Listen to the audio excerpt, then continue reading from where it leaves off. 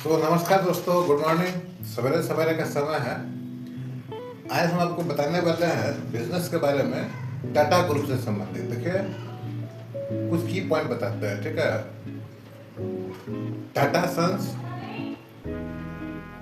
और टाटा ट्रस्ट, कई सारा ट्रस्ट है, जिसमें से एक ट्रस्ट रतन टाटा ट्रस्ट भी है। ये रतन टाटा वो नहीं है जिनकी मृत्यु हाल के वर्षों में या पिछले वर्षों में हुई है। एक और रतन टाटा, ठीक है। टाटा सन्स, टाटा ट्रस्ट और कई सारा company, TCS, Titan, Tata steel, Tata Motors commercial, Tata Motors passenger, Tata chemical, Tata power, ठीक है। तीन हो गया, बिजनेस, ट्रस्ट और सन्स, ठीक है। टाटा बिजनेस को टाटा सन्स टाटा के बिजनेस कंपनीज को फंडिंग करती थी, मतलब NBFC, non banking financial companies, ठीक है। बैंक फाइनेंस करता है तो बैंकिंग हो गया, अगर कोई बैंक नहीं है तो नॉन बैंकिंग हो गया। तो टाटा ग्रुप को बिजनेस चलाने के लिए टाटा सन्स से फाइनेंस मिलता था, ठीक है। कहने का मतलब 22 वर्ष सोचे तो जितना बिजनेस है उसका ओनर जो है सो टाटा सन्स है, ठीक है। सभी बिजनेस का मोस्टली शेयर जो है सो टाटा सन्स ओन करती है, और बाकी जो है सो एफआईआई, डीआईआई और रिटेलर्स में है, ठीक है। 51% से ऊपर हो रहा है। टाटा ट्रस्ट क्या करती है? टाटा का कई सारा ट्रस्ट है, ठीक है। वो सभी ट्रस्ट किसी न किसी बिजनेस को चलाती है। टाटा के अंदर में जो बिजनेस है उसको चलाती है। सपोज कीजिए कि एक एक्स ट्रस्ट है जो टाटा का वाई बिजनेस को चला रही है या टाटा के स्टील को चला रही है, ठीक है। एक दूसरा ट्रस्ट है, जेड ट्रस्ट है, जो टीसीएस को चला रही है। चलाने के लिए जो पैसा और शेयर वगैरह होता है उसका फाइनेंस, उसका देख रेख टाटा सन्स करती है। इतना आप समझ गए होंगे। तो हाल के दिनों में ऐसा हुआ कि जब कोई बड़ी बिजनेस कर रहा है, टाटा सन्स बिजनेस कर रही है, तो उसके ऊपर जो फाइनेंशियल लायबिलिटी होता है वो भी होता है, ठीक है। तो टाटा का जो ये टाटा सन्स है, ठीक है, उसको गवर्नमेंट ने बोला है, पिछले 2-3 साल से बोल रहा है कि आप अपने को मार्केट में लिस्टिंग कर लीजिए, मतलब लिमिटेड कंपनी बना लेना है, क्योंकि वो फाइनेंस भी कर रही है, 51% शेयर भी रखी हुई है, तो अपने आप में एक कंपनी है, ठीक है। और ये इस हिसाब से एक धंधारी बनता था पैसा के रूप में, जिसको पिछले साल टाटा सन्स ने हजारों करोड़ में था, वो गवर्नमेंट को दे दिया, धंधारी से मुक्त हो गया। अभी जो है सो एनबीएफसी बन के है, ओनरशिप के लिए लिमिटेड होने के लिए लिस्टिंग नहीं किया है। अभी क्या है, देखिए क्या है, गवर्नमेंट को पहले से भनक मिल गया होगा कि रतन टाटा, जो रिसेंट रतन टाटा थे, उनके डेथ के बाद, उनके जाने के बाद ये परेशानी आएगा लीडरशिप का, ठीक है। तो जब कोई कंपनी को लिस्टेड कर देता है तो गवर्नमेंट किसी न किसी इंस्ट्रूमेंट के थ्रू उस कंपनी पर नजर रखता है। सबसे बड़ा एग्जांपल कौन है इसमें? सबसे बड़ा एग्जांपल लार्सन एंड टुब्रो है। 84 में उनका ओनर चला गया, रॉयल्टी मिलता है, लेकिन उस कंपनी पर गवर्नमेंट का नजर है मिनिस्ट्री ऑफ कॉर्पोरेट अफेयर्स के थ्रू। टाटा सन्स भी अगर लिस्टिंग हो जाता है तो टाटा का जितना बिजनेस है उस पर सभी उसके बिजनेस पर नजर रहता है गवर्नमेंट का, किसी न किसी चीज के थ्रू। इंस्ट्रूमेंट है बहुत सारा, बोर्ड ऑफ डायरेक्टर पार्टिसिपेट करके या मिनिस्ट्री में डायरेक्ट कुछ होगा इंस्ट्रूमेंट। अभी जो मेन मुद्दा है वो बताते हैं आपको।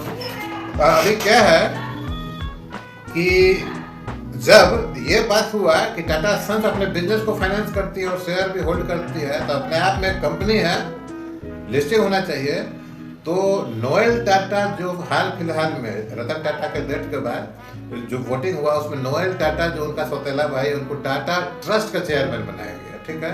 टाटा सन्स का चेयरमैन कौन है? सुब्रमण्यम जी, पुराने समय से चल रहा है। और नोएल टाटा जो एक पार्ट में, बिजनेस के एक पार्ट में हुआ करते थे, अब उनको पूरा ट्रस्ट का चेयरमैन बनाया गया, ठीक है। तो उन्होंने घोषणा किया कि टाटा का जितना भी बिजनेस है, Tata steel, Tata Motors commercial passenger, Tata के जितना भी बिजनेस है, उन्होंने डायरेक्टली इंस्ट्रक्शन दे दिया है कि जितना भी बिजनेस है सभी अपना अपना फाइनेंस और बिजनेस का खुद इंतजाम करेगा। मतलब टाटा सन्स अब फाइनेंस नहीं करेगा। तो यहाँ पर जो एनबीएफसी का जो लगता है लेबर टाटा सन्स के ऊपर से वो हट जाएगा। अब बच गया सिर्फ शेयर का, ठीक है, ओनरशिप टाटा सन्स के पास है, लेकिन बैंकिंग का जो चीज़ है नॉन बैंकिंग फाइनेंस कंपनी का वो हट गया, ठीक है। ये हुआ बात। अभी क्या है कि स्थिति उतना भी आसान आज के डेट में भी नहीं है, ठीक है। टाटा का इंडिया का जो जीडीपी है, अगर भारत एक साल में 100 रुपया कमाता है, ठीक है ना, 100 रुपया का प्रोडक्शन करता है, ग्रॉस डोमेस्टिक प्रोडक्ट 100 रुपया का प्रोडक्शन करता है, तो टाटा का उसमें हिस्सेदारी 4% का, ये बड़ा हिस्सेदारी होगा, ठीक है। इसलिए क्योंकि हजारों कंपनी लिस्टेड है, सभी का कुछ ना कुछ कंट्रीब्यूशन होगा, महिंद्रा का, एल&टी का, विप्रो का, सबका होगा, लेकिन टाटा का 4% है, ये मायने रखता है बहुत बड़ा। प्लस टाटा और बिरला दो ग्रुप ऐसा है जिस ब्रांड को लोग इंडिया के बाहर भी, यूरोप में और अमेरिका में लोग जानते हैं, तो ये एक सम्मान के साथ भी जुड़ा हुआ है, जिसके कारण रतन टाटा की मृत्यु के बाद जो टसल हुआ टाटा ग्रुप में, आप लोग सुने होंगे ऊपरी ऊपरी खबर, टाटा ट्रस्ट का चेयरमैन बनने को लेकर टसल हुआ है बहुत जबरदस्त, क्योंकि असली मालिक पैसा का वही होगा। तो जब ये परेशानी पड़ी तो टाटा के अधिकारियों को बुला के वहाँ फाइनेंस मिनिस्ट्री दिल्ली में वार्निंग दिया गया, ठीक है। ये जरूरी है क्योंकि ऐसा नहीं करने पर बहुत मुश्किल हो जाएगा, ठीक है। टाटा ग्रुप डूबने का मतलब है कि बहुत बड़ा मुश्किल। अब आइए मैं आपको कंपनी के बारे में बताता हूँ, ठीक है। टाटा ग्रुप में कई सारा कंपनी है, कुछ कंपनी सेल्फ ड्रिवन है, बड़ा सेक्टर के बारे में बात कर रहा है, बहुत सारा लिस्टेड कंपनी है, बड़ा के बारे में बात कर रहे हैं। तो कुछ सेक्टर जो है सो सेल्फ ड्रिवन है, मतलब चलते रहेगा। देखिए इसमें पिछले साल टाटा मोटर्स एक कंपनी थी जिसको दो पार्ट में किया, Tata motor passenger vehicle, Tata motor commercial vehicle. Passenger vehicle में लैंड रोवर और जगुआर लैंसर है जो कि ब्रिटिश कंपनी था, एक्वायर किया था। इसके अलावा जो यहाँ पर टाटा मोटर का जो कार देख रहे हैं वो सब आता है, ठीक है। दूसरा sector Tata motor passenger vehicle के बाद जो डिवीजन हुआ, उसके से जो डिवीजन हुआ टाटा मोटर कमर्शियल व्हीकल है, जिसमें उसका ट्रक्स आता है और मिलिट्री के लिए हेवी कैरियर बनाता है, वो सब आता है, ठीक है। तो इसमें क्या है कि टाटा मोटर कमर्शियल व्हीकल जो है वो सेल्फ ड्रिवन है, ठीक है। टाटा मोटर पैसेंजर व्हीकल बहुत उसका स्थिति डगमग हो रहा है हाल फिलहाल में, ऐसा है क्योंकि वो जिस सेगमेंट में है उस सेगमेंट का प्लेयर बहुत सारा है, ठीक है। Tata Motors commercial vehicle self driven है, उसका मार्केट बना हुआ है। दूसरा सेल्फ ड्रिवन कौन सा है? दूसरा सेल्फ ड्रिवन है इसमें टाटा स्टील, ठीक है। इंडिया के बाहर शायद दो जगह इसका प्लांट था, एक इंडोनेशिया में और एक यूके में, इंग्लैंड में। यूके वाला प्लांट में कुछ परेशानी आया, लेकिन हो सकता है कि ऑपरेशन स्टार्ट हो गया होगा। इंडिया में भी टाटा स्टील का बहुत जबरदस्त एक्विजिशन रहा है, पिछले कई सालों में कई सारा कंपनी को एक्वायर किया है, क्योंकि इसमें सेल्फ ड्रिवन इसलिए है क्योंकि स्टील का डिमांड ऑटोमेटिकली बढ़ते रहता है। टैरिफ घटे बढ़े, यू के साथ फ्री ट्रेड एग्रीमेंट बहुत सारा, लेकिन इसका डिमांड हमेशा रहेगा। स्टील का डिमांड ऐसा है कि टाटा स्टील अपना डोमेस्टिक मार्केट को भी फुलफिल नहीं कर पा रहा है। इंडिया अपना स्टील, बहुत सारा स्टील का जो ये होता है, शेप होता है, एंगल है, चाहे चैनल्स है या वेसल्स है, बाहर से इंडिया को मंगाना पड़ रहा है, इंडिया में हो नहीं पा रहा है। टाटा है, JSW है, तो मेन कंपनी है, और जिंदल है, JSPL है, JSW दोनों है, जिंदल का पूरा नहीं कर पा रही है। तो टाटा स्टील और टाटा कमर्शियल व्हीकल जो है ये आपका सेल्फ ड्रिवन है, ठीक है। इसमें अगर आप इन्वेस्टेड है तो आराम से रही, कोई दिक्कत नहीं। धक्का मारने वाला कौन बड़ा कंपनी है?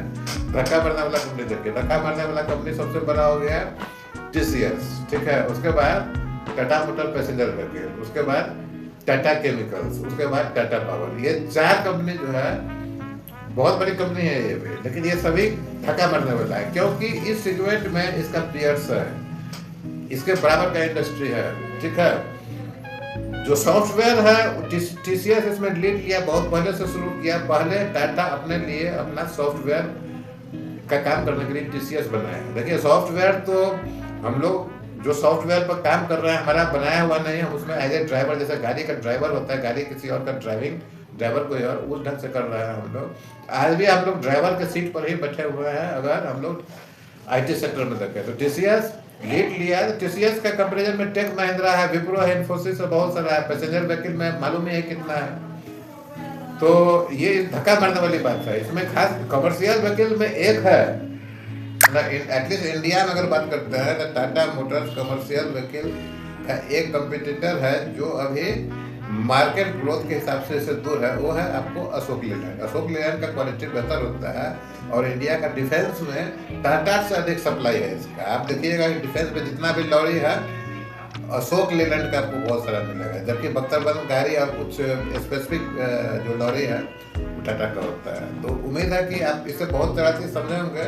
टीसीएस को बहुत परेशानी आने वाला है टीसीएस का, क्योंकि अभी तक इंडिया में ये पॉलिसी डेवलप नहीं हुआ है कि अपना ये कोई सॉफ्टवेयर बनाएगा। सॉफ्टवेयर बाहर का होता है। हमारा जितना भी आईटी सेक्टर का इंजीनियर है, चाहे सैप पर काम कर रहे हो, चाहे एआई पर काम करने वाले आज के लेटेस्ट इंजीनियर है, सभी काम कर रहे हैं दूसरा कंट्री द्वारा बनाया गया सॉफ्टवेयर, खास करके अमेरिकन सॉफ्टवेयर पर। ठीक है, अपना सॉफ्टवेयर बनाने वाला कंपनी बहुत कम है, जिसमें अमेरिका टॉप पर है। नेक्स्ट में आपको आता है चाइना और रूस, और थर्ड में आता है आपको, मेरे को लगता है कि इजराइल अगर बोला जाए तो कम नहीं होगा। ठीक है, इवन जापान भी जो है, जापान के पास भी अपना सॉफ्टवेयर नहीं है, न सर्च इंजन है, वो अमेरिका का यूज कर रहा है। ठीक है, टेक्नोलॉजी में बहुत एडवांस है, लेकिन वो यूज अमेरिका का ही कर रहा है। तो इस सेक्टर में टीसीएस का जो सेक्टर है उसमें बहुत सावधानी से इन्वेस्ट करना है। मेरे को लगता है कि अभी भी ये सर्विस प्रोवाइडर ही रहेगा, और एआई के सेक्टर में ये कुछ आगे एडवांस लेवल में कुछ करे तो करे, अपना एआई तो डेवलप करेगा नहीं। जैसे ओपन एआई डेवलप हो गया, जेमिनाई हो गया, ग्रोक हो गया, तो अपना इसके बस की बात नहीं है। वो सभी ऑलरेडी डेवलप्ड एआई पर किसी न किसी कंपनी के लिए अभी इसका इंजीनियर जो है तो काम करता हुआ नजर आएगा। लेकिन फिलहाल स्थिति ठीक नहीं है। टाटा को जबरदस्ती एक और सेक्टर में घुसाया गया है, वो है आपको सेमीकंडक्टर बनाने में इसको लगाया गया है। असम और गुजरात में 2 प्लांट है सेमीकंडक्टर का, जिसमें टाटा विदेशी एक्सपर्ट कंपनी के साथ मिलकर काम कर रही है। एक और सेक्टर है टाटा लोकोमोटिव का, जिसमें ये विदेशी सेक्टर के साथ मिलकर ये वंदे भारत का प्रोडक्शन कर रहा है। तो ये सभी धक्का मरने वाला है। सेमीकंडक्टर है, टाटा लोकोमोटिव का जो सेक्टर है, वो सभी में गवर्नमेंट इसको धक्का मार रही है, करो करो करो। डिफेंस में भी वही चीज़, धक्का मारने का काम है। ठीक है, हाल के दिनों में गवर्नमेंट अभी 2-3 दिन पहले पार्लियामेंट में बिल लाया जिसमें न्यूक्लियर एनर्जी को प्राइवेटाइज करेगा। तो खास करके प्रेशराइज रिएक्टर में हमको लग रहा है कि ये चीज़ होगा। न्यूक्लियर जो फ्यूल सप्लाई गवर्नमेंट अपने अंदर में रखेगा, लेकिन उसको ऑपरेट करने के लिए जो प्रेशराइज रिएक्टर्स वगैरह बनता है, उसमें प्राइवेट सेक्टर को लाने का कोशिश कर रहा है। तो उसमें भी या तो टाटा आ गया होगा या टाटा को पहला जरूर आएगा। ठीक है, तो ये भी एक धक्का मारने वाला कंपनी होगा। ठीक है, सेल्फ ड्रिवेन वही है टाटा स्टील और टाटा मोटर्स कमर्शियल व्हीकल, जिसमें आप निश्चित होकर इन्वेस्ट कर सकते हैं। बाकी ये जो चारों सेक्टर जो बातचीत में बताया है, उसमें अगर इन्वेस्ट करते हैं तो थोड़ा सा ध्यान देना पड़ेगा। अभी टीसीएस में 4-5 लाख या 6 लाख एम्प्लॉयमेंट है। इंडिया का one of the greatest employment देने वाला कंपनी है। तो देखिए आगे क्या होता है। लेकिन समस्या तो है, लेकिन गवर्नमेंट को उतना टाइम मिल गया भारत सरकार को कि इसके लिए अगर इन केस किसी तरह ये कंपनी क्रैश करता है तो गवर्नमेंट ऑफ इंडिया के पास रोड मैप होगा। ये एल&टी में जिस समय इस तरह का सिचुएशन आया था, तो गवर्नमेंट ऑफ इंडिया जो है सो बहुत सारा इसमें सुधार लाया कंपनी एक्ट में, और आज के डेट में इतनी बड़ी कंपनी को फेल नहीं होने देगा। चाहे टाटा ट्रस्ट रहे या नहीं रहे, है ना, टाटा सन्स रहे या नहीं रहे, लेकिन टाटा का जो ग्रुप कंपनीज है इतना आसानी से फेल नहीं होगा, खास करके जो बड़ा सेक्टर है। तो आज आपने बहुत चीज़ समझा होगा टाटा के बारे में, जो कि कोई समझाया नहीं होगा। खास करके टाटा सन्स और टाटा ट्रस्ट के बारे में आपको क्लैरिटी जरूर मिला होगा, और ये झंझट क्यों है इसका भी क्लैरिटी आपको मिला होगा। तो आज के लिए इतना है, अपने अपना काम करें।